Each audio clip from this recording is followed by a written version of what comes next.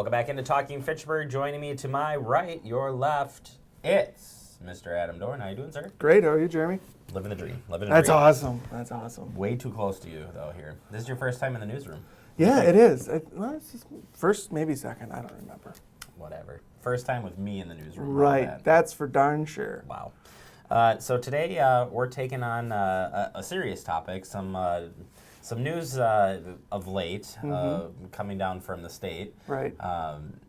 Potential stuff, and some things are going to move forward, some things aren't. There was talks of sprinklers and electrical systems, two components that we're looking at new ways of either eliminating it altogether or changing the status, essentially. But either way, both of them definitely are key components to fire safety, and we'll start with the sprinkler system. And I can't tell you how many times I've watched the demonstrations on how well these work.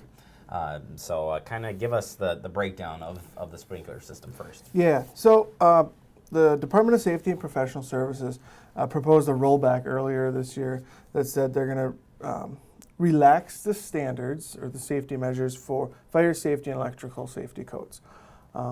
Currently, the law states that any building that has 3 or more units, 3 or more living units in an apartment building, needs to be sprinklered. The proposal that was put forward said anything less than 21 units in a building did not need to be sprinklered.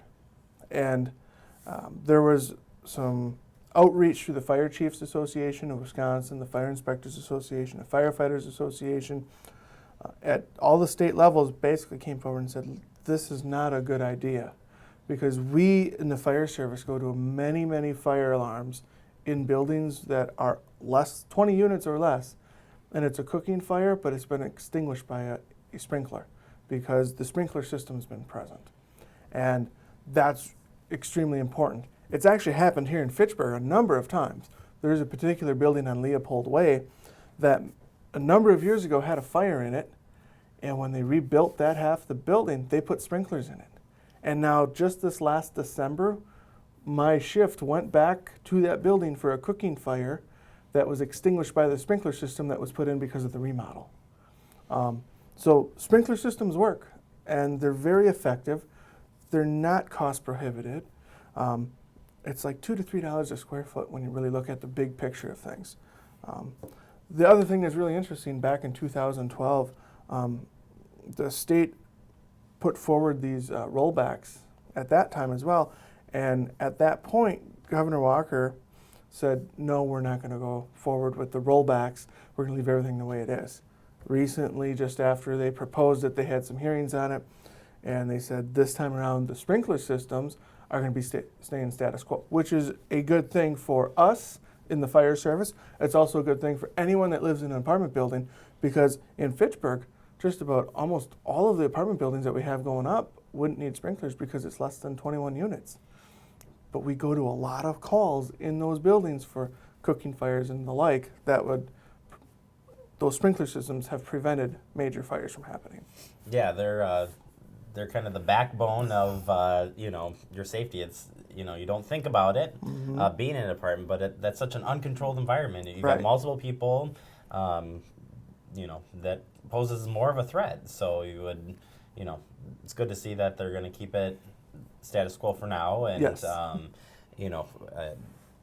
again, the benefits of the sprinkler, when you're factoring in life, property, and so on, I think definitely outweighs anything else. So absolutely. There you go. So the other part of this, then, it's a newer piece. Not all houses have it. Newer construction's been going this way, but it has to do with is it GFCI? Correct, GFCI. Got it right. All right. GFCI. So why don't you break down first what that is, and then what the proposal is. So it's ground fault circuit interrupters. And what that is, it's an outlet in your house near your sink, your bathrooms, kitchens, your garages, your outbuildings, outside, wherever there could be water or something, moisture, that could cause an electrical shock to a person, which causes your heart to stop or burns, right? What happens is that the the circuit breaker inside that outlet basically trips, and it doesn't let the power continue to go through that outlet to prevent any further damage. So it's just like on a power strip, you have the surge protector there, but this is built right into the outlet that's built into the wall or outside, and it's for your safety. So these outlets work by measuring the current leaving from one side of the outlet and going to the other side, the neutral side. So it goes out the live side and comes back in the neutral side. And when they should be equal, but when they're not equal, some power is leaking out somewhere, and the GFCI shuts the power off. So, like I said, you'll find them by your bathrooms, your garages, accessory buildings, outbuildings, anything outside your house, in your kitchens, and there's a requirement for one to be by your sump pump, which makes sense. So those are your ground fault circuit interrupters. The other aspect of this is the arc fault circuit interrupters. And these are a little bit different. These are the ones that are more so inside your home. And it's really interesting because arc faults in homes are one of the leading causes of electrical wiring fires. Each year in the United States, over 40,000 fires are attributed to these electrical fires, and they result in over 350 deaths and over 1,400 injuries each year. All because of the wiring and the Right. connection point, I guess. Right. So one example of that might be like the lamp cord has a broken plug, right? You stick it in and it breaks off and you pull it out. There's an arc fault there when you pull it out. Well, these arc fault circuit interrupters block the power when that happens, and it trips the breaker. It's actually the breaker in your electrical panel. Well, all of this that prevents all these fires is what the state has proposed to eliminate from our electrical codes. And the builders associations in Wisconsin say, this is driving the cost of homes up. But when we look at it, it's only about $500 to $600. And you really look at it and people say this isn't an affordable thing, but if we're building homes that are $200,000 and $300,000, $400,000, $500,000, if we can't afford the $500 or $600 in safety devices for our homes to protect our families, should we really be building the big house anyway? Right. It seems that you'd be open yourself up to maybe more risk factors, essentially. Exactly. So, again, a cost over life and property factor that, not a conversation that we can dive into fully today, Right. but, as part of what you guys have seen in the history of fires, and documented cases, it's probably proven more that these items help prevent fires and Absolutely. prevent injury.